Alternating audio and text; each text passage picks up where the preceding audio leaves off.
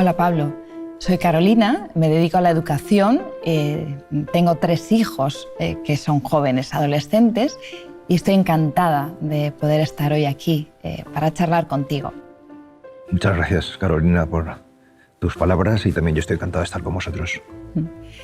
Bueno, tú has escrito muchos libros y tratando distintos temas desde la filosofía, la espiritualidad. Uno de los temas que tratas es la meditación. Según tu experiencia, ¿nos puedes comentar qué te ha aportado a ti la meditación y qué nos puede aportar a los que no la practicamos? Yo no conozco un camino más radical y más, incluso diría, salvaje y directo de conocimiento de uno mismo que la práctica de la meditación. O si quieres, la práctica del silenciamiento interior. Normalmente vivimos aturdidos por tantos mensajes, palabras, sonidos, imágenes, y necesitamos un tiempo de digestión.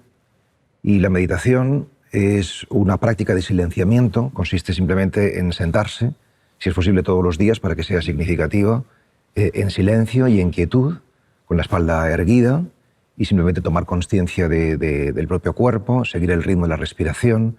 En la tradición que yo sigo, también recitar atentamente una palabra, solo una palabra, porque tenemos muchas palabras en la cabeza y hace falta una que borre todas las demás.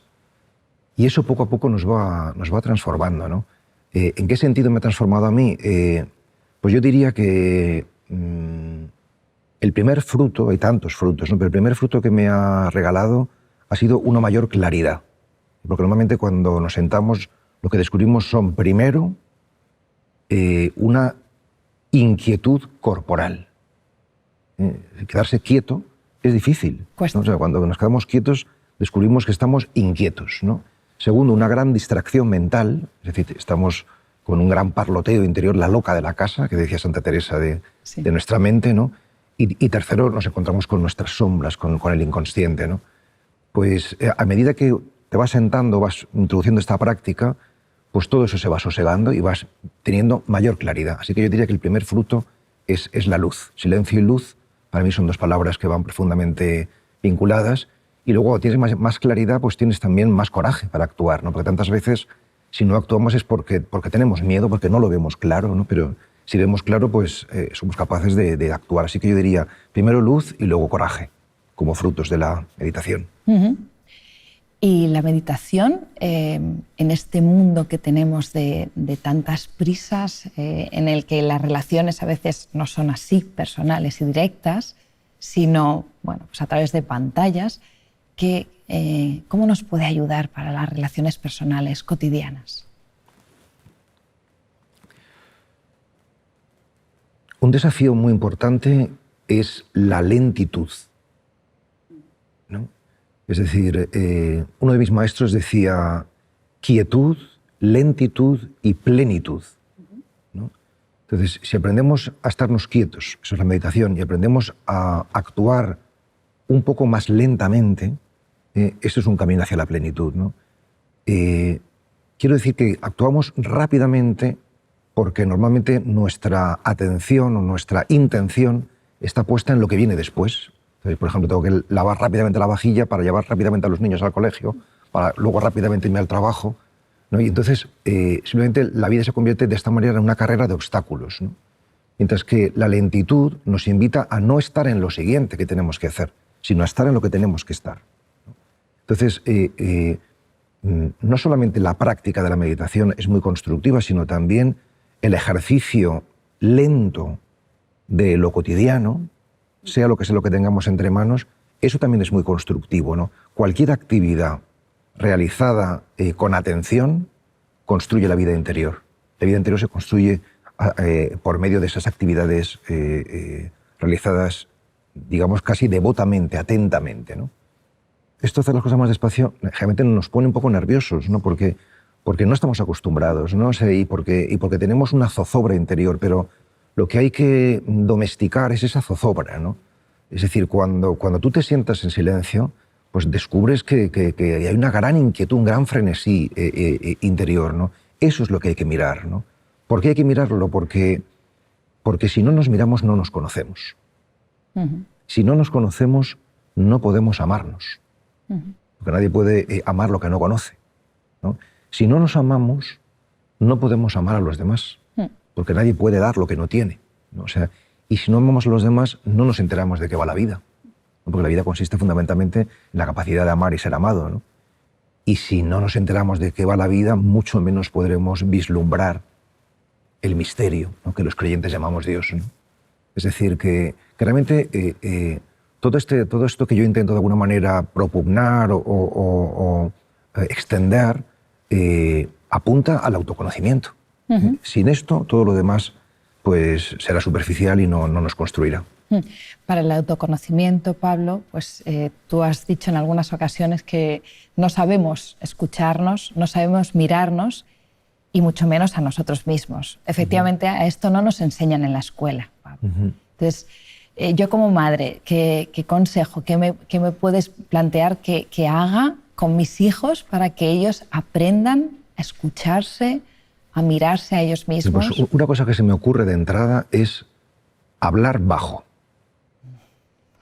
O sea, porque cuando hablas bajo, el otro necesariamente se acerca para intentar... y él mismo también habla bajo, ¿no? Entonces, eso ya nos coloca en un territorio no tan comanche, ¿no? O sea, sino más de intimidad, ¿no? Y luego, también es muy importante, y es una cosa en la que podemos ejercitarnos, cuando uno tiene ganas de hablar, contenerse las ganas de hablar, ¿no? Sí. Y casi siempre que hace uno este ejercicio, yo lo hago con frecuencia, tengo ganas de intervenir, no intervengo, ¿no? Al cabo descubro que es mucho mejor no haber intervenido, ¿no? Con esto quiero decir que tenemos un afán intervencionista, o sea, que impide que la realidad se explaye, ¿no?, y se exprese, ¿no? Y que yo suelo hablar que tenemos el mito del pensamiento y de la acción. Es decir, vemos un problema, vemos una situación, inmediatamente pensamos que hay que hacer y luego ya, pues una vez que hemos concluido algo, pues nos lo ponemos en marcha, ¿no? Nos ponemos a actuar, ¿no? Y está bien que las cosas las pensemos y actuemos, pero frente a esto, frente al pensamiento y la acción, o si quieres junto a esto, yo propongo la contemplación y la pasión. Frente al pensamiento, la contemplación, y frente a la acción, la pasión. ¿Qué quiero decir? Que antes de actuar hay que contemplar, hay que mirar, hay que escuchar, hay que dejar que la realidad te toque, ¿no? O sea, y que te toque significa que es pasión, ¿no? Pasivo, dejas que te toque, y pasión en el sentido de pasividad y de padecimiento, en el sentido de que la realidad a veces te hace daño, ¿no? O sea, decir, pero ¿por qué esto es importante? Dejar que las cosas nos toquen, ¿no? Porque el mundo no está en primera instancia para ser transformado, sino que en primera instancia está para ser recibido y para ser disfrutado, y ya veremos luego si hay que intervenir o no, ¿no? Es decir, esto por el tema del intervencionismo, ¿no? O sea, yo soy un gran seguidor de Gandhi, ¿no? Y un gran admirador y un gran lector. Siempre recomiendo un libro suyo que se llama Mis experimentos con la verdad, que es su autobiografía, ¿no? Y él hablaba de la no violencia, ¿no? Es decir, que mucha de nuestra actuación es muy violenta, ¿no? Y junto a esto que te acabo de decir, de hablar más bajito, no hablar, retener, yo diría que hay otro camino, y también practico mucho, y es hablar despacio. Y hablar dejando un tiempo entre una palabra y otra, entre una frase y otra, ¿no? ¿Por qué? Porque cuando se habla deprisa, no dejas espacio al otro de recibir lo que tú estás diciendo, ¿no? Entonces, estos silencios entre las palabras y entre las frases son los que dan un contenido espiritual a tu mensaje, ¿no? Los que permiten la auténtica comunicación, ¿no? La lentitud es un signo de que estás dando algo de ti mismo, de que estás creando un discurso, de que estás en un acto creativo, ¿no? Nadie puede hablar de sí mismo deprisa. O sea, cuando hablas de sentimientos, ¿no?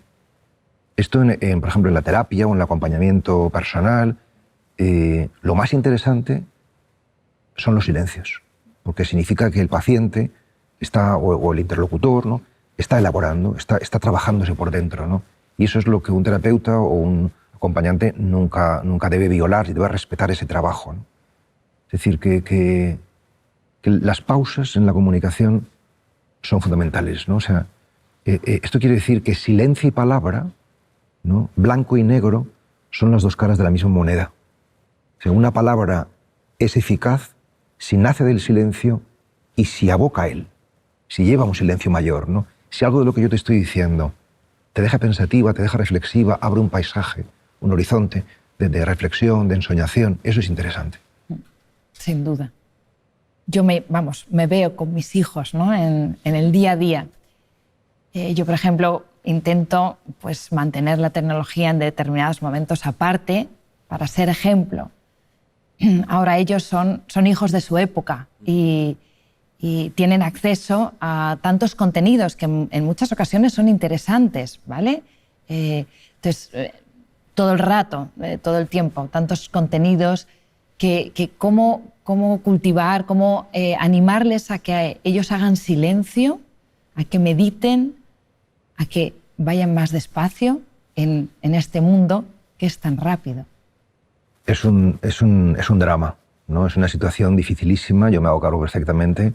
El problema no lo tienen solamente los jóvenes, lo tenemos nosotros. No sé en qué estadística leí hace poco, ¿no?, que el 70% de la humanidad tiene dependencia del teléfono móvil, ¿no? O sea, sí. ¿Y por qué esto es un drama, ¿no? O sea, es un drama porque el ser humano no es solamente exterioridad, también es interioridad. O sea, no somos solamente expiración, sino también somos inspiración, por tomar la metáfora de la respiración, ¿no? O sea, inspiramos y expiramos, ¿no? Recibimos y entregamos, ¿no? Entonces, si estamos permanentemente volcados a lo exterior, y esto es lo que simboliza pues, Internet, el WhatsApp, los mensajes, pues no hay tiempo de volver a casa, ¿no? Por eso la importancia de la meditación, de volver a casa, ¿no?, de saber estar con uno mismo, ¿no? Es decir, que el drama justamente es una exterioridad exacerbada, ¿no? Es como si tú tienes tu coche encendido permanentemente y nunca lo apagas. No sabes descansar, ¿no? O sea, yo creo que lo que más necesitamos, parece una broma, es descansar. O sea, si no estamos descansados, no podemos disfrutar. No podemos disfrutar, estamos demasiado tensos, ¿no? Entonces, quizás el principal desafío, y ya te digo que parece una broma, ¿no?, es el disfrute. O sea, en el fondo, si no descansamos, ¿por qué es? Porque tenemos miedo a disfrutar.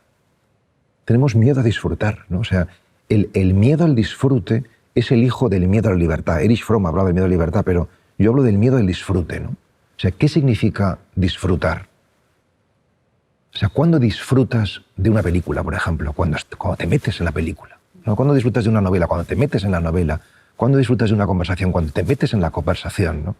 Entonces, ¿qué es lo que consigue el teléfono móvil? Sacarnos fuera. Y impide que nos metamos dentro de la vida. Nos saca continuamente fuera, ¿no? Y eso nos rompe permanentemente, ¿no? Entonces, ¿qué es disfrutar? Disfrutar es comulgar con la realidad. Si es comer, comer, si es hablar, hablar, si es dormir, dormir, entregarte a ello, ¿no? Y no sé, creo que nuestro problema es que no sabemos comulgar con lo que tenemos delante, ¿no? Que estamos siempre pues, pensando en lo que tenemos pendiente, en lo que hemos dejado atrás, ¿no? Entonces, ¿qué hacer? Pues ¿qué hacer? No hacer, ¿no? Es decir, la escuela para el ser es no hacer. O sea, se ha inventado la meditación porque no sabemos estar sin hacer nada, ¿no? Nuestros abuelos o nuestros bisabuelos que se sentaban pues, en la puerta de casa con su sillita, seguramente sabían algo que nosotros hemos olvidado, ¿no? Entonces, ¿cómo podemos ayudar pues, a nuestros hijos, a nuestros jóvenes y demás, ¿no? Por de pronto, la mejor manera, por no decir creo yo que es la única, es ser tú aquello que quieres entregar a los demás. O sea, si tú quieres que tus hijos sean hombres y mujeres de paz, sé tu paz. Es decir, no podemos dar lo que no tenemos, ¿no? Sin duda. Entonces, muchas veces nos preocupamos por nuestros hijos, pero deja a tus hijos en paz y preocúpate por ti mismo, ¿no? O sea, porque eres tú el problema, ¿no? O sea, un índice del valor espiritual de una persona es que nunca apunta a los demás, aunque sean sus hijos, sino que siempre se apunta a sí mismo. O sea, ¿yo qué puedo hacer? Pues ser eso que tú quieres que el mundo sea. Es decir, que no mires la paja en el ojo ajeno, sino la viga que tienes en tu propio ojo, ¿no? Y mantener el silencio, ¿verdad? Porque a veces las madres, los padres... Pero sin hacer un mito del silencio, ¿eh? Porque el silencio no es otra cosa que... El silencio no es nada. El silencio es el marco que posibilita todo lo demás, ¿no? O sea, el silencio es la escucha del sonido del mundo, ¿no? O sea, el mundo está ahí, escúchalo. O sea, que el silencio es lo que posibilita lo demás, pero no debemos hacer un mito en sí mismo del silencio, ¿no? No, quizá me refería más a las madres, concretamente, hacer un poquito de silencio, que a veces tendemos a decir a nuestros hijos lo que tienen que hacer, sí. lo que no hacer, cómo hacerlo. Y quizá lo que tú comentas, ¿no? Con nuestro ejemplo y dejando un poquito de espacio para... o sea, el verdadero desafío es aprender a escuchar. Aprender a escuchar, ¿no? O sea, ¿y qué significa escuchar? Significa acoger lo que el otro te dice sin cargarlo intelectual ni emocionalmente. Ahí es nada. Nada, ¿no? O sea, decir, ¿qué quiere decir? Quiere decir, por ejemplo, si yo te digo, estoy triste, y tú me dices, pero hombre, no estés triste porque tienes una mujer que te quiere mucho, tienes unos hijos estupendos, un trabajo maravilloso, pues ya me estás discutiendo intelectualmente yo lo que te acabo de decir, ¿no? O sea, decir, no me estás aceptando la tristeza, no la estás acogiendo, ¿no? O si yo te digo, estoy triste, y tú piensas, pobre hombre, está triste, ya la estás cargando emocionalmente, ¿no? O sea, decir, y por tanto no me estás acogiendo como, no estás escuchando de verdad, ¿no?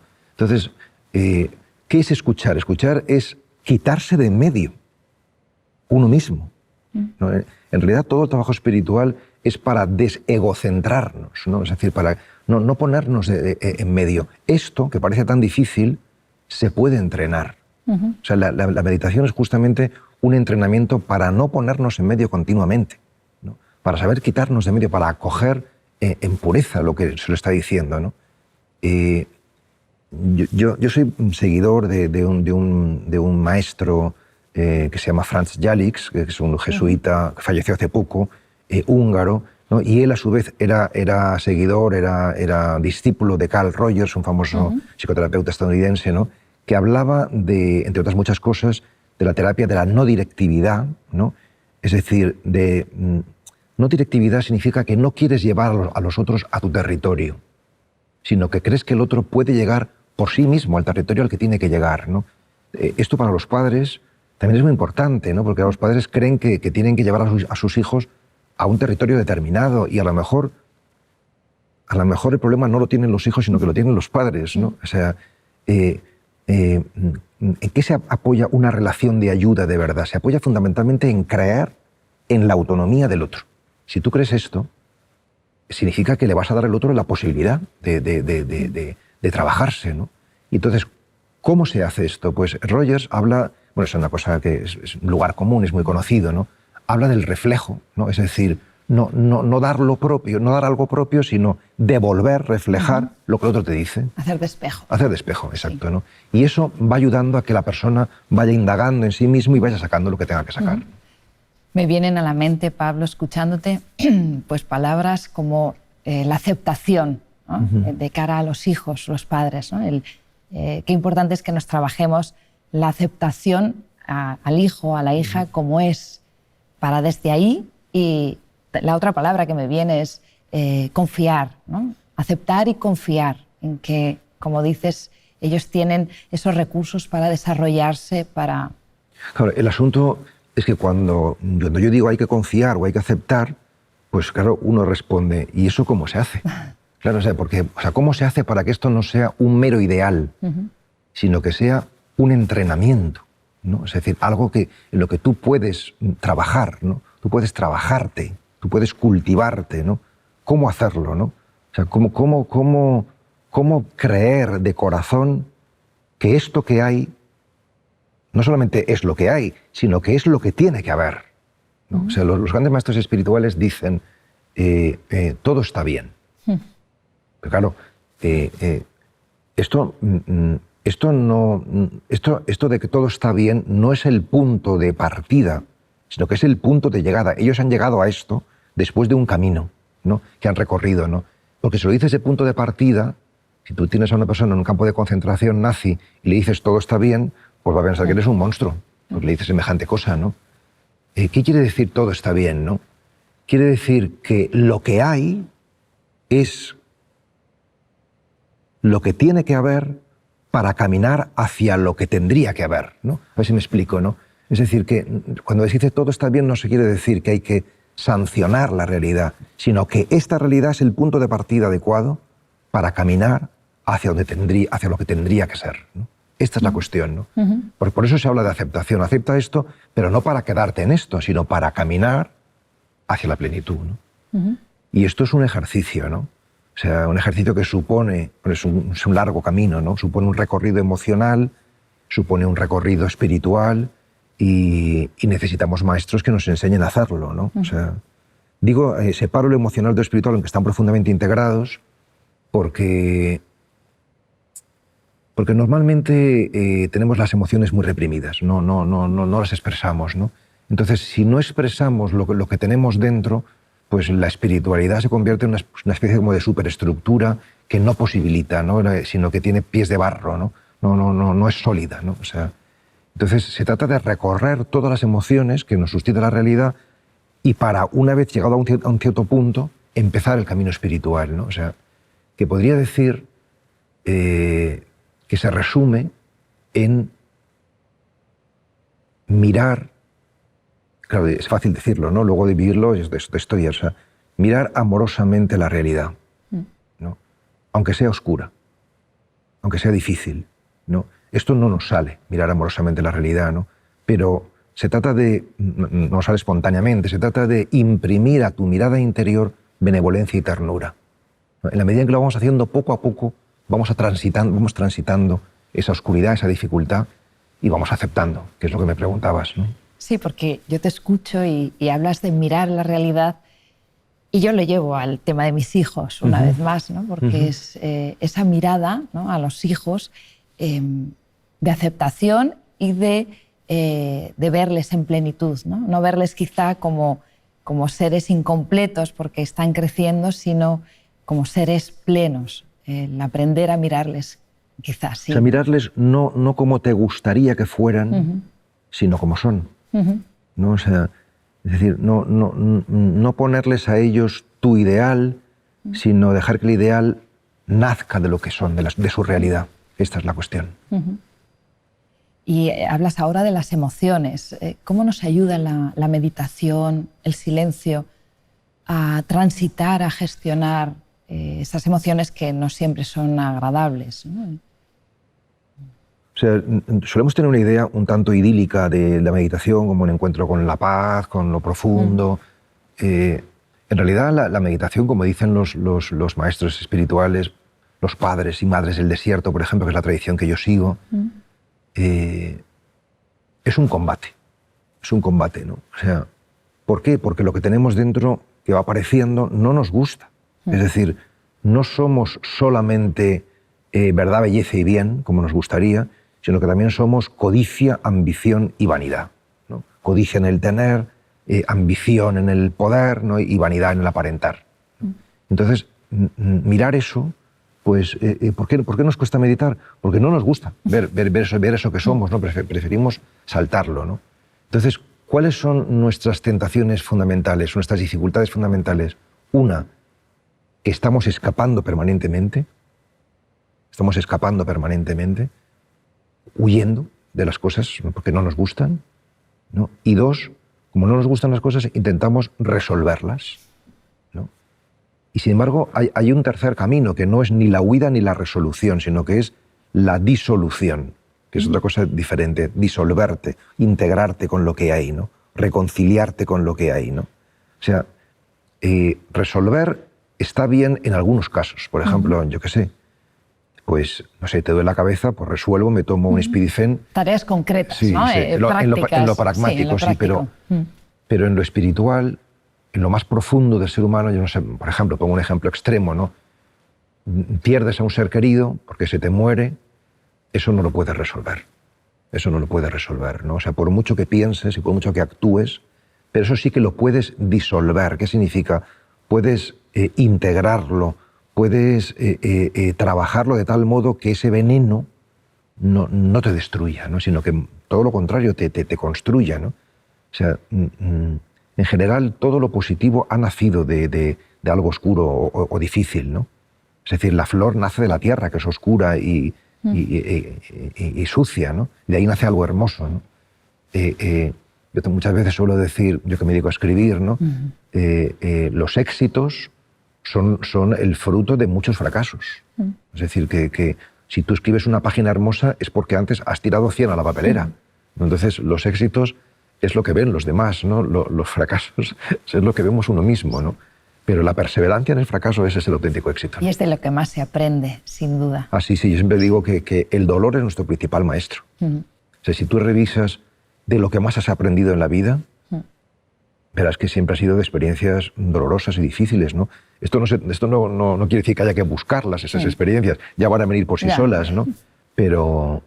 Y siempre nos van a encontrar poco equipados, ¿sí? Porque por mucho que uno se prepare, cuando viene la dificultad viene. Eso es indudable, ¿no? Pero, bueno, es que estamos en permanente gestación de nosotros mismos, ¿no? O sea, la cosa... O sea, yo creo que empezamos a morirnos cuando creemos que ya controlamos, ¿no? Y por eso en el budismo se habla de mente de principiante, ¿no? O de discipulado permanente, ¿no? O sea, que realmente es lo que yo he buscado en mi vida, ser un buen discípulo, o sea, estar en la actitud de permanente aprendizaje, ¿no? Yo he tenido la suerte de tener un gran maestro, que es Jalix, que ya lo he mencionado, Franz Jalix. ¿Qué es un maestro? Un maestro es aquel que te ayuda a ser discípulo de todo y de todos, ¿no? A estar permanentemente pues recibiendo, aprendiendo, ¿no? Yo creo que esa es la plenitud a la que estamos llamados como humanos. A mantener las ganas de aprender. Sí. Bueno, pues en otro aspecto que también me parece muy interesante, hablas en tus libros y conferencias de la compasión. Bueno, pues en algunos entornos se asocia compasión, se hace sinónimo de lástima, ¿no? ¿Qué es para ti la compasión, Pablo? Pues es un milagro, porque realmente es mucho más difícil, ¿no? O sea, ser compasivo de lo que la gente piensa, ¿no? O sea, porque la gente identifica compasión con lástima, que es ese movimiento de condescendencia, de abajarse, de decir, pobrecillo, ¿no? Que está pasándolo mal. Pero eso es lástima, eso no es compasión, ¿no? O sea, la compasión puede nacer si tú descubres algo que poca gente descubre, ¿no? Porque supone un camino interior largo y tortuoso, ¿no? O turbulento incluso, ¿no? Y es descubrir que en tu herida late la herida del mundo. Y en la herida del mundo late tu propia herida. ¿Qué quiero decir? Quiero decir que la compasión nace cuando descubrimos que ningún dolor nos es ajeno. Y que nuestro dolor no es solamente nuestro, sino que es de los demás también, ¿no? Quiero decir que lo que nos destruye no es el mal o el dolor, sino el aislamiento con el que lo vivimos. O sea, el problema no es el dolor, el problema es el desamor. Tú puedes vivir algo muy duro, pero si lo vives acompañado amorosamente con otras personas, se hace soportable, se hace vivible, se hace incluso un camino de vida, ¿no? Constructivo, ¿no? Pero si lo vives aislado, que es lo que tendemos es aislarnos cuando sufrimos, ¿no? Eso es lo que nos destruye, ¿no? Entonces, ¿qué es la compasión? Dos cosas. Una, asunción del dolor ajeno como propio. O sea, tú asumes el dolor del otro como propio, ¿para qué? Para que el otro sufra menos. Entonces, es compasivo el que sufre para que otro sufra menos. Esta es la cuestión. ¿No? Le quitas un poquito de carga, claro, ¿verdad? Claro, o sea, tú tienes un peso de 100 kilos. Si yo te ayudo, pues ya son 50. Si ayudan otros 10 personas, ya son 10 kilos por persona, nada más. Si ayudan 100, es 1 kilo, eso ya no es peso.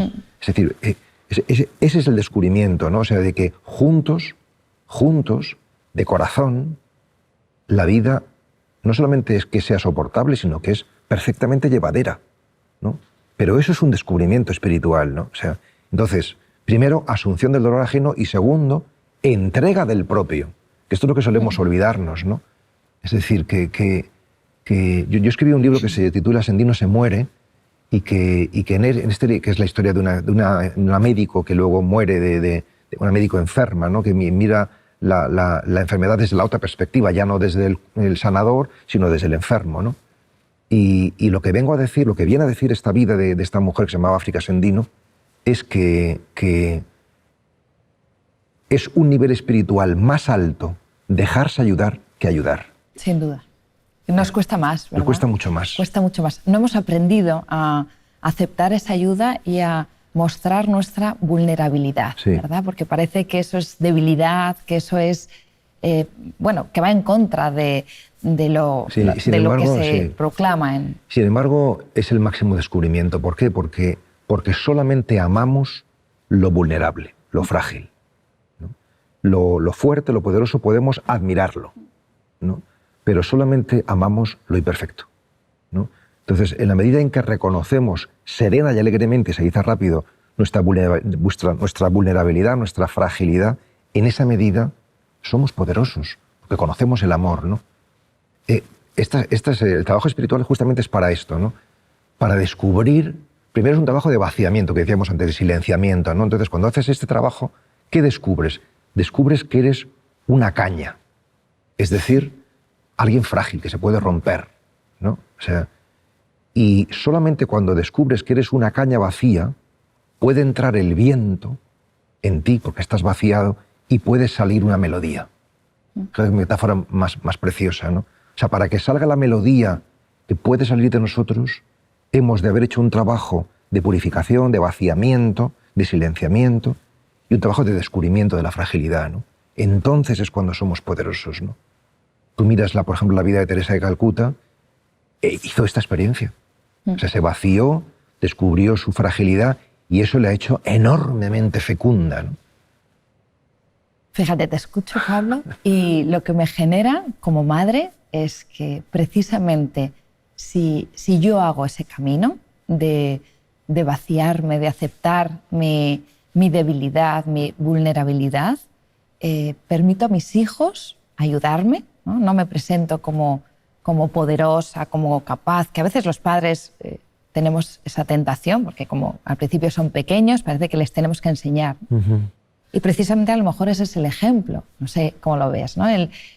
Yo lo veo así, sí. Yo lo veo así. Si no identificamos fragilidad, vulnerabilidad con estupidez o con apocamiento, ¿no? O sea, porque tú puedes ser frágil, pero mantener tu dignidad. O sea, no quiere decir que tengas que ser una persona rastrera y en fin, sin que ha perdido los papeles, ni mucho menos, ¿no? Es decir, que la soberanía de lo frágil, de lo pequeño, de lo modesto, ¿no? O sea, la belleza de eso, ¿no? Descubrir eso, esa es la plenitud, ¿no? Qué bonito, suena fenomenal.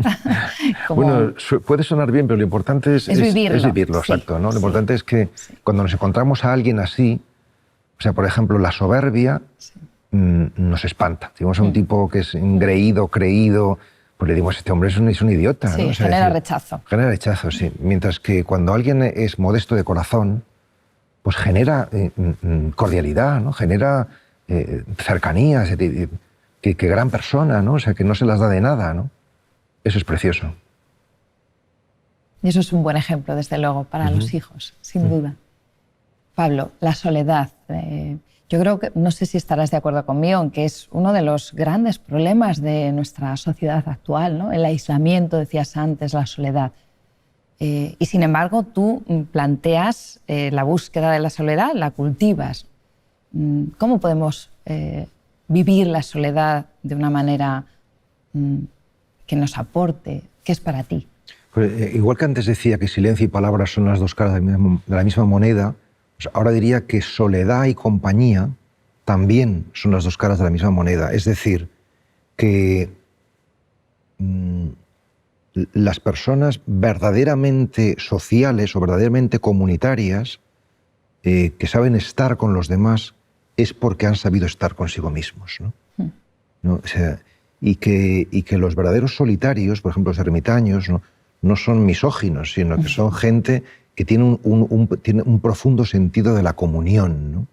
Entonces, la mejor escuela para aprender a estar con los demás, aunque pueda parecer una ironía, es estar solo, ¿no? O sea, la mejor escuela para estar solo, fecundamente, es aprender a estar con los demás, ¿no? Es decir, que van en correlación, ¿no? O sea, ¿cómo aprender? Pues poco a poco, ¿no? Y de manera muy progresiva, ¿no? Es lo mismo que el silencio, ¿no? Es decir, que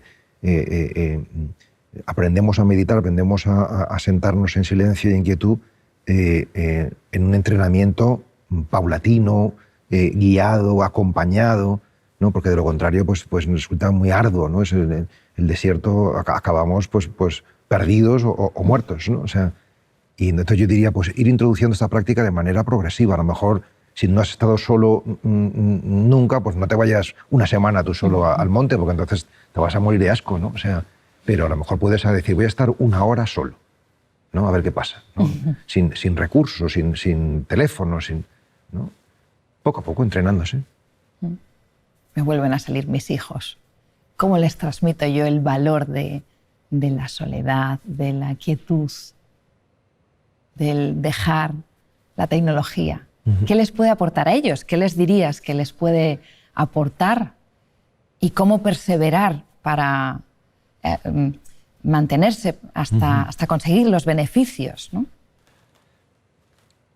No es fácil, no es fácil, ¿no? O sea, es decir, yo creo que la soledad, el silencio no son palabras que estén en valor, ¿no? y que se consideren algo apetecible o algo a lo que uno pueda aspirar, ¿no? Y yo eso lo entiendo, porque es que en realidad lo hermoso no es el silencio en sí mismo, sino aquello donde te conduce, ¿no? A la receptividad, a la iluminación, al disfrute, ¿no? O sea, decir que no se trata de vender la purificación que supone todo esto, ¿no? Sino de vender la iluminación, ¿no? Esta es la cuestión, ¿no? O sea, es mostrar cómo este camino nos conduce a vivir con mayor plenitud. O sea, es apuntar hacia la meta, ¿no? Claro, el asunto es ¿qué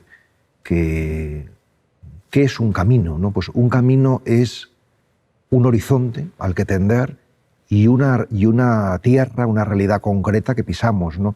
Si perdemos el horizonte, pues no sabemos a dónde vamos, ¿no? Si perdemos la tierra, pues se queda en algo utópico, quimérico, ¿no? Entonces yo creo que educar, que es lo que planteas, es mantener las dos cosas, o sea, mantener el horizonte y la realidad, ¿no? O sea, entonces dibujar un horizonte de plenitud atractivo para nuestros jóvenes, pero también mostrarles que eso, para que sea realmente operativo, pues tiene que ser con cosas muy concretas, con pasos muy específicos, ¿no? Entonces, en realidad educar es eso, es mostrar un camino, ¿no?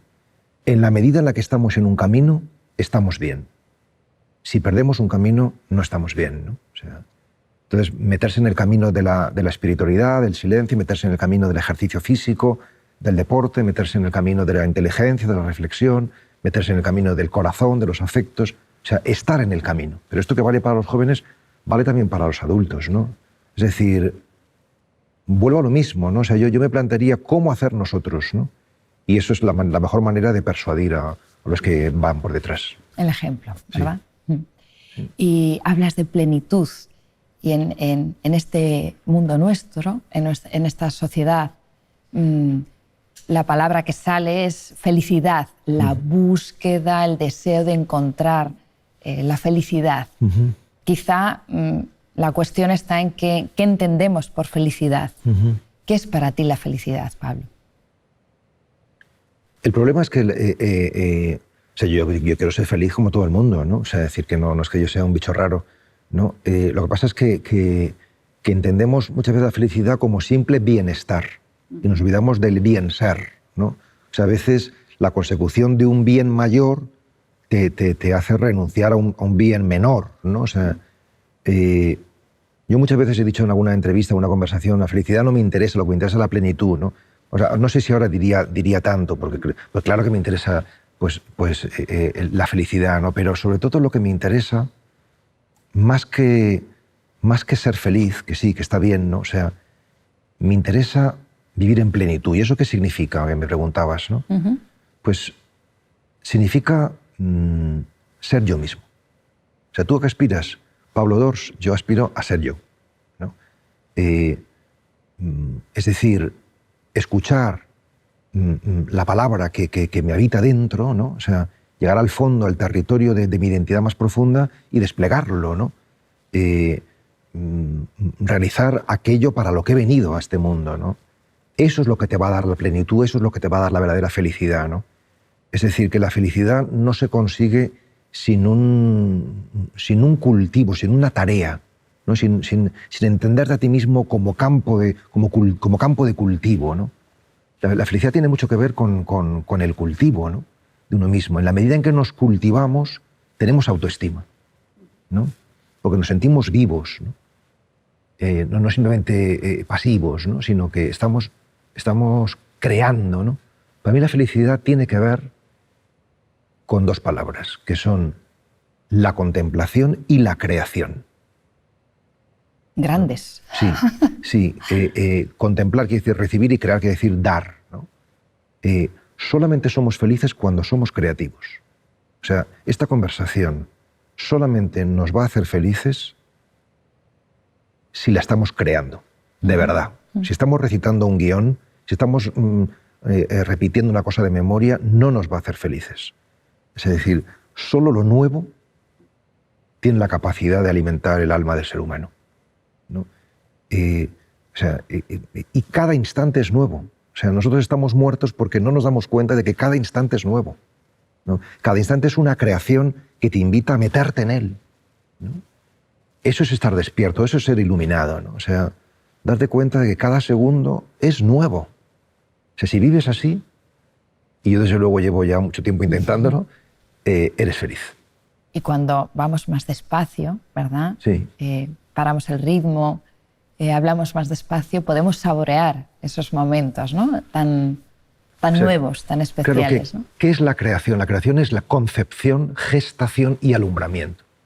Es decir, que esto no vale solamente para los hijos naturales, sino también, por ejemplo, una idea, la concibes una idea, la gestas, la maduras y la entregas, ¿no? La alumbras, ¿no? Y eso da luz, ¿no?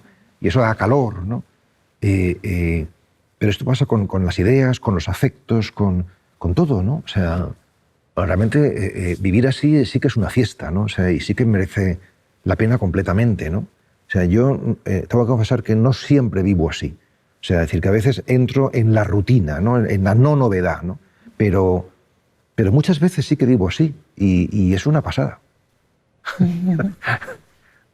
Y el miedo, ¿cómo nos puede ayudar la meditación a nosotros, padres, madres, educadores, a gestionar el miedo y ayudar a nuestros hijos a transitarlo de una manera saludable? Yo suelo decir que el miedo es el cáncer del futuro, el apego es el cáncer del presente y la culpa es el cáncer del pasado, ¿no? Es decir, todo lo que no hemos digerido de lo que hemos vivido del pasado, que no nos hemos reconciliado, cae sobre nosotros en forma de culpa. Todo lo que no, todo aquello con lo que no nos relacionamos bien en el presente, porque dependemos de ello, ¿no? Relaciones dependientes, tantas cosas, ¿no? O sea, eso se llama apego, ¿no? Que es lo que interrumpe el flujo de la vida, ¿no? O sea, la vida discurre, ¿no? Y si tú te apegas y impides ese discurso, ¿no? Ese discurrir de la vida, ¿no? O sea, y el miedo es el cáncer del futuro. Y frente a él solo hay un antídoto que es la confianza, ¿no? O sea, pero la confianza, como he dicho, no es simplemente un ideal, ¿no? Sino que es una tarea, ¿no? Yo suelo decir que los grandes dones de la vida se caracterizan porque son grandes tareas. Por ejemplo, tú tienes un hijo y te dice la gente, qué gran regalo has recibido. Sí, pero menuda tarea. Sí, cotidiana. Menuda tarea, ¿no? Entonces, la confianza no solamente es un don, sino que es una tarea, ¿no? O sea, ¿cómo puedo generar en mí un espíritu de confianza y de apuesta, ¿no? ¿Cómo puedo hacerlo concretamente? Pues, bueno, he intentado decirlo, ¿no? No escapándose de las cosas, mirándolas amorosamente, transitándolas, ¿no? O sea, y eso te va dando confianza en que la realidad no te es adversa, sino que te es propensa, ¿no? O sea, este es el gran descubrimiento. El gran descubrimiento de la meditación es cuando nos damos cuenta de que lo que sucede no está en contra. O sea, que tú no tienes que vivir la vida como una carrera de obstáculos, ¿no? Sino que realmente todo se conjura para que tú seas quien estás llamado a ser. O sea, que realmente todo es un trampolín. O sea, esta conversación que estamos teniendo, esto no es una trampa. O sea, esto no es una trampa para ver si lo haces mal, ¿no? O haces el ridículo, ¿no? Sino que esto es una posibilidad. Esto es una posibilidad. Entonces, darte cuenta de que esto es así, eso es lo que va generando confianza.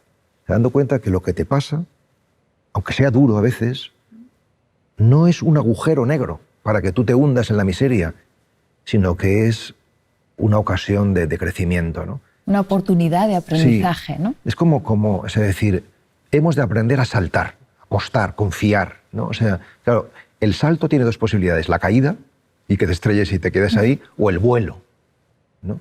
Pero si no corres el riesgo de la caída, nunca volarás. Entonces, claro, por eso hablaba antes también del coraje, ¿no? O sea, en la medida en la que vas creciendo, vas teniendo motivos para confiar, motivos para saltar, ¿no?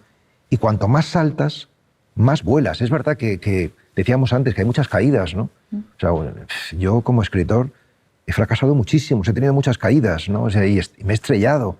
Después, a lo mejor un año de trabajo, he descubierto que eso no vale nada, que es una tontería, y he tenido que volver a empezar, ¿no? Pero eso es lo que de vez en cuando pues, te permite que haya un vuelo, y ese vuelo merece la pena todas las caídas que has podido vivir, ¿no? Y sobre todo, quizá, quedarte con ese aprendizaje, ¿no? Dices, un año, si lo ves como un tiempo perdido, pues claro, es una lástima. Esta es la cuestión, ¿no? O sea, que vivimos la vida como tiempo perdido o tiempo aprovechado, ¿no? Pero realmente esta es la cuestión, o sea, que el tiempo no está para aprovecharlo.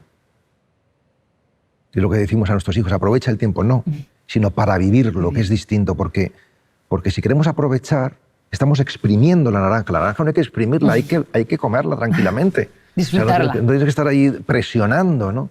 Es decir, entonces, ¿cómo educarnos para no aprovechar el tiempo? Pues sencillamente haciendo un ejercicio de decir, este tiempo lo entrego. O sea, yo no vengo aquí a aprovechar el tiempo, sino vengo a entregarlo.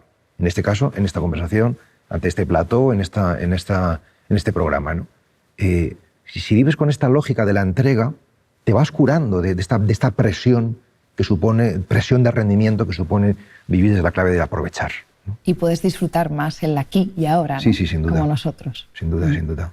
De hecho, yo me lo estoy pasando bastante bien. Yo también.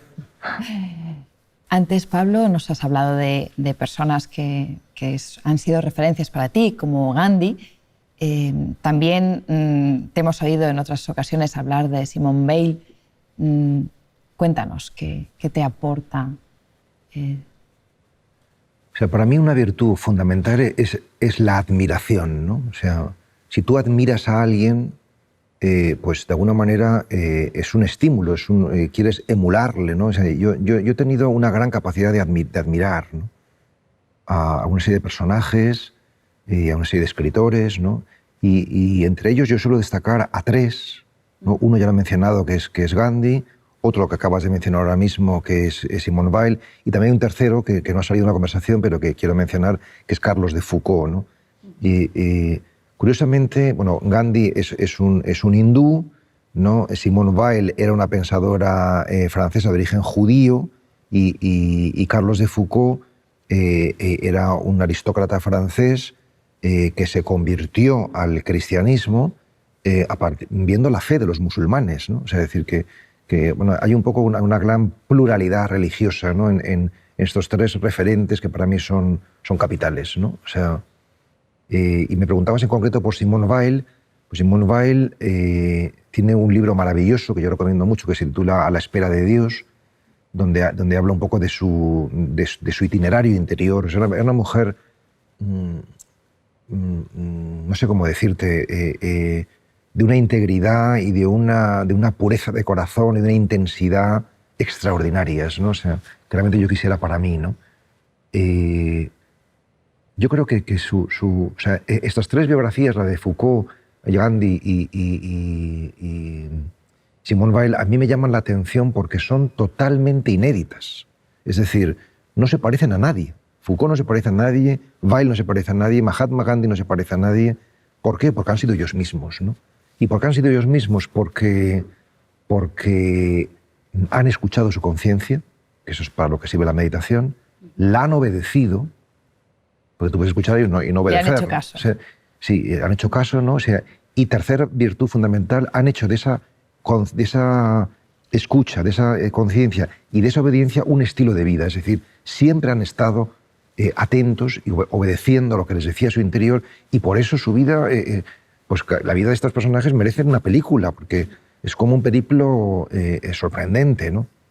El caso de Simone Weil, lo que más me llama la atención es el tema de su solidaridad con los desdichados. De hecho, su reflexión fundamental es sobre la desdicha, ¿no? sobre cómo la condición humana pues, comporta sufrimiento y cómo ella no quería ser ajena a este sufrimiento y quería participar. Ella, por ejemplo, siendo profesora de filosofía en un instituto en Francia, pues veía que las obreras sufrían y quiso hacer la experiencia, pero una experiencia larga, de muchos meses, casi un año, de trabajar en una fábrica, como una más, ¿no? O sea, y cuenta, ¿no? en La condición obrera, que es otro libro suyo, pues su experiencia, ¿no? de una intelectual trabajando con las manos, ¿no? Trabajando con la gente más desfavorecida, ¿no?